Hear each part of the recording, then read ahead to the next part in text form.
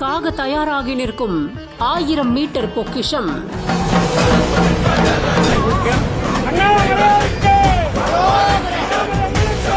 தீப நாள் நெருங்க நெருங்க காத்திருக்கும் அற்புதங்கள்.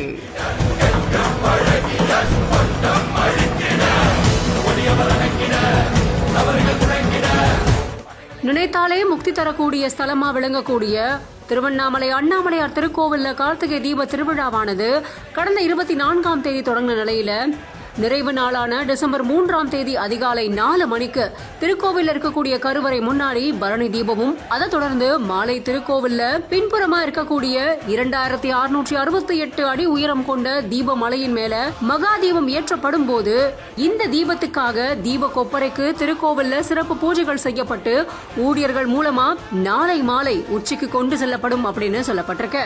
அதே மாதிரி மகா தீபத்துக்காக பயன்படுத்தப்படுற 1000 மீட்டர் காடா துணி மாட வீதியில ஊர்வலமா கொண்டு வரப்பட்டு 3ஆம் பிரகாரத்துல இருக்கிற சம்பந்த விநாயகர் சன்னதி முன்னாடி சிறப்பு பூஜைகள் செய்யப்பட்டிருக்கிறதும் இது தொடர்பான காட்சிகளும் வெளியாகி இருக்கு.